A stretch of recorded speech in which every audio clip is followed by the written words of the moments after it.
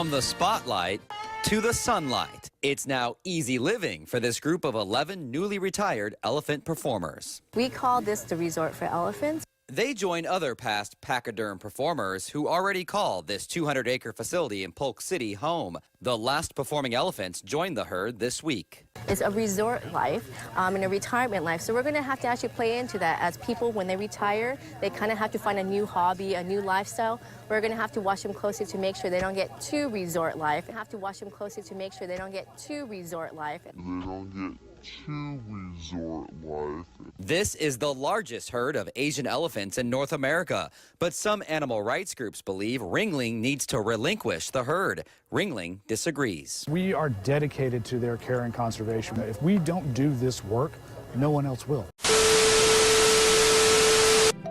For more than 20 years, the Elephant Sanctuary in Tennessee has been providing all of this to elephants retired from performance and exhibition. Elephants who have lived their lives in captivity have an opportunity at the sanctuary to live in an expansive habitat that allows for a range of natural behaviors that contribute to their physical, social, behavioral, and psychological well-being.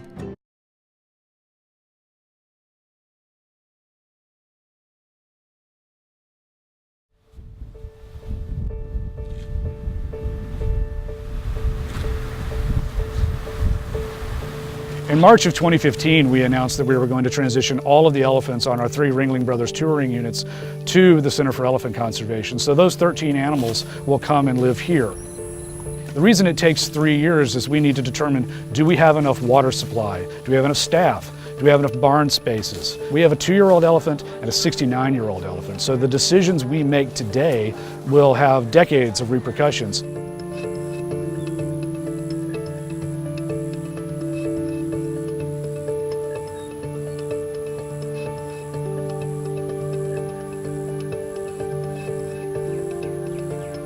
It's a 200 acres working facility that was designed, and to this day still is, specifically for the care of these magnificent animals.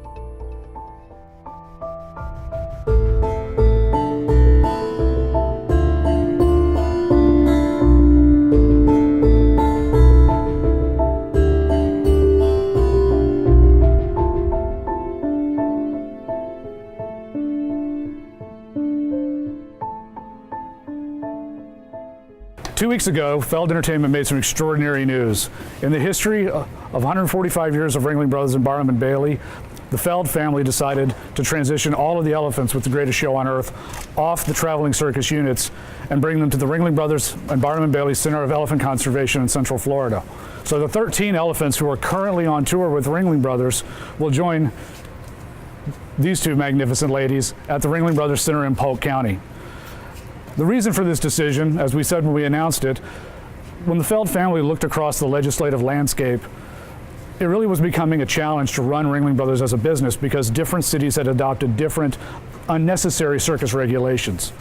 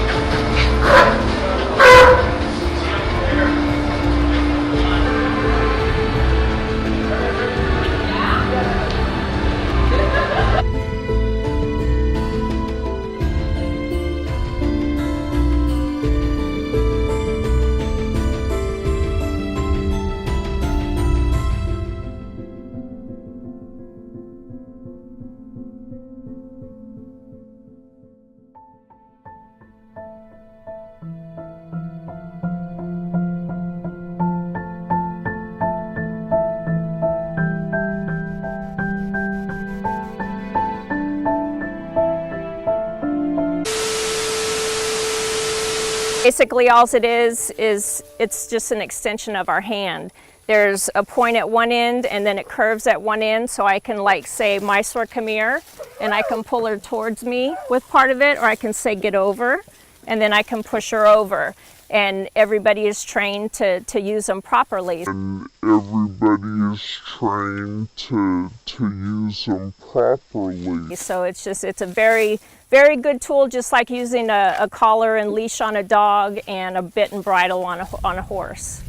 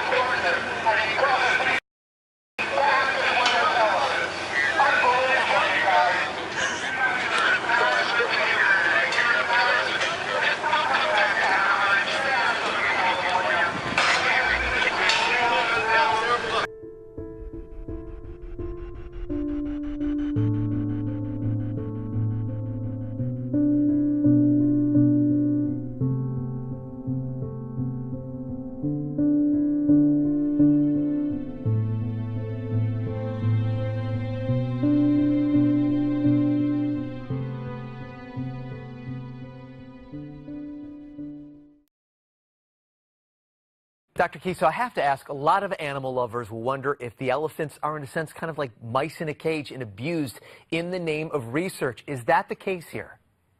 No, not at all.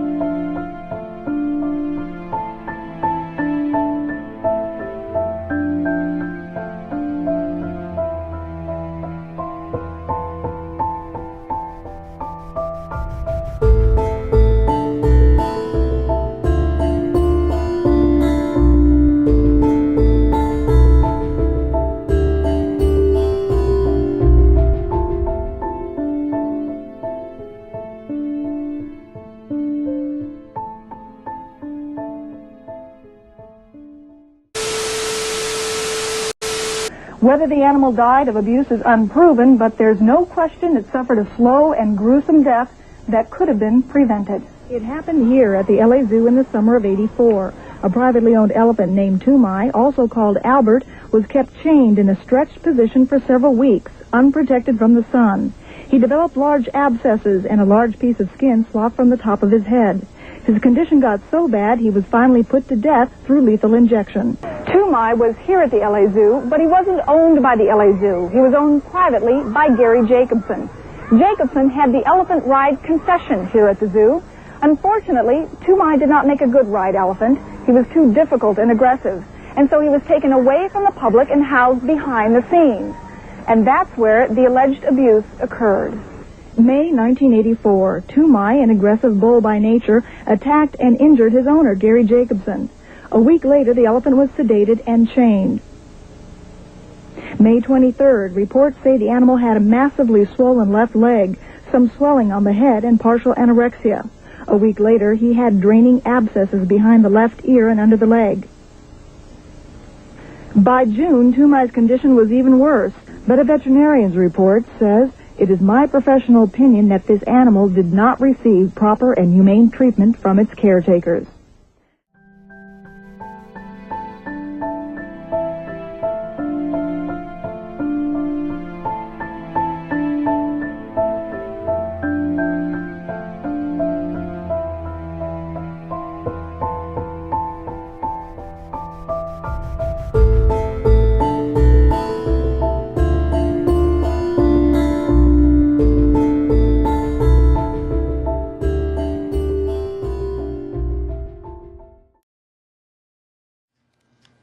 This white rope connected to the neck rope is connected to the back left hind leg.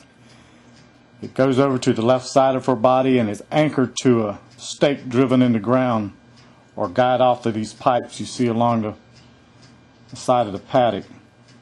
And on Gary's command, he says pull, these guys will yank on that rope and it pulls the baby's left leg underneath it, and he pulls down with a hook on the top of its head like so in this picture, and the baby elephant is slammed to the ground. This is a baby elephant that's been pulled from its mother approximately 3 weeks, and it's first time it's been turned loose in 3 weeks, just for a little walk around the barn to loosen its legs up. So it's been chained up for 3 weeks straight? Pretty much. Closely, and you'll see another black line. There's a hook on the other end of it stuck in that baby's foot, and that's the lie down sit up. Of course, this is Ringling's training facility that's all fenced in so nobody from the outside can see in. And rock and roll music plays loud so nobody can hear what's coming out of there. Oh, that's to cover up the elephant screaming? Yes, ma'am. Of course, they'll tell you it's just to let them get used to the loud noises and stuff, but we know better. I know better. Hook, you got it. Well, you can't see it. The rope pulling the trunk in between its legs. 2 guys hook poking the baby elephant in the tender spots on top of its hind legs, and Gary's got the tender spot behind its head. So what's the elephant to do but stand on its head? How many bill hooks are on an elephant right now? 3. This is the training of sitting up on the tub. They'll put these ropes that are running, you see them running across the floor. They're guide out to the bars behind these guys, so its hind legs can't move any way but backwards. They're forcing the elephant backwards. The tub's slid up underneath it so it comfortably sits down. Has no alternative, unless it wants to face a hot shot or a bull hook. Those are basically the training techniques that Mr. Gary Jacobson uses. A lot of manpower and brute force, electricity, a little savage disposition.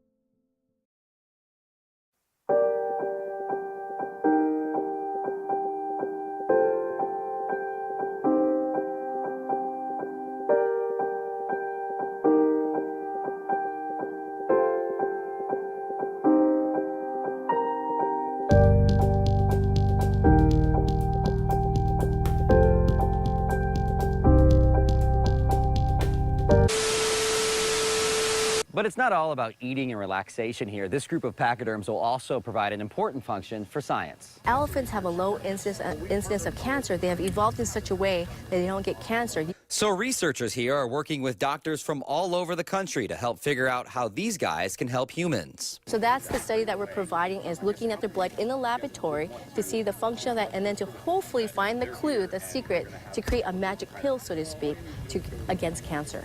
A breeding program will also help ensure the longevity of this endangered animal, an animal that one day could provide a medical breakthrough for humans. We want to become the mecca of Asian elephant research, to have scientists come and to learn more about them so we could better take care of them. So even after their final curtain call, this group still finds ways to wow us. The Ringling brothers and Barnum and Bailey performing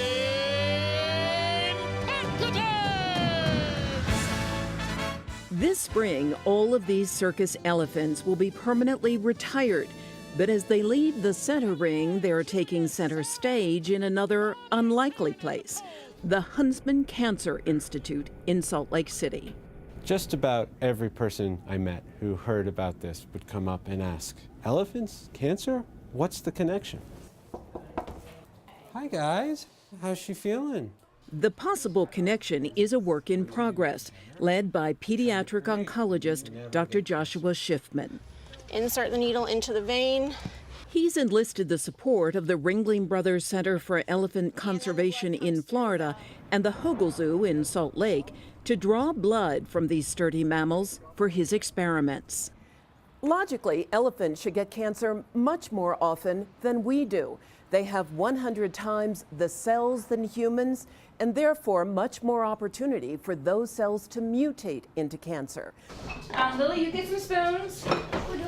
Emma, I'll get you the bowls. The research and where it may lead would be especially meaningful for people like Tony Means.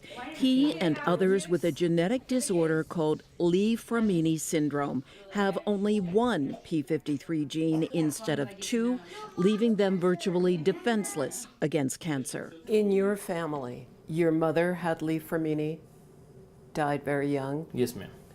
You have aunts and uncles who have cancer and have Lee-Fraumeni? Yes. A good chunk of our family. I would say a majority. And they've all been tested. They have every single one has been Lee-Fraumeni. Means is being treated for cancer, and 6-year-old daughter Emma is being watched by Dr. Schiffman because of a small brain tumor. 2 other children with Lee-Fraumeni are frequently screened, and the family takes part in Dr. Schiffman's research in any way they can. I kind of put hope in him by choosing to have children, knowing that there's a chance they could have the gene. Constantly but you understand this is years off, if ever. If ever. Oh, yeah. Who knows? So this would be our nanoparticle. And that is where Avi Schroeder comes in. We are very excited to have Dr. Schroeder here. The team of optimists believes clinical trials could begin in 3 years. Not surprisingly, there is skepticism in the medical community, and that is shared by Dr. Lee Hellman, the head of clinical research at the National Cancer Institute. The whole idea of putting a elephant gene that's regulated in a unique way into a human being when we've had enough trouble putting human genes into human beings with all kinds of difficulty, I would say he's got a lot of hurdles to overcome. But Dr. Hellman does believe there is value to this deeper investigation into P53. I think his finding only lends further evidence to support that hypothesis that P53 function and understanding it and being able to regulate it would be a major step forward in our ability to treat cancer. I don't promise my patients it will happen because I don't want to have them disappointed. But if I didn't believe this would work, I wouldn't be trying it. Dr. Schiffman concedes that turning to elephants for a cancer treatment is outside the box. But that, he says, is often where the best answers are found.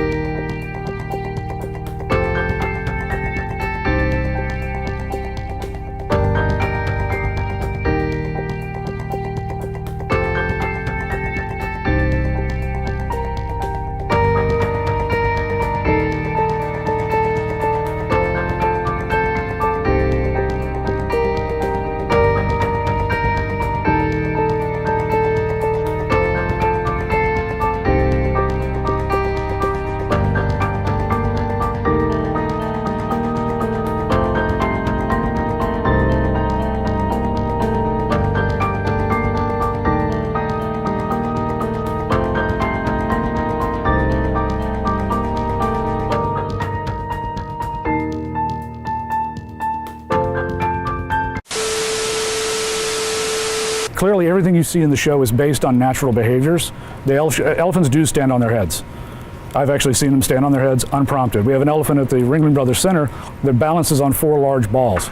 No one taught him how to do that. He just figured it out.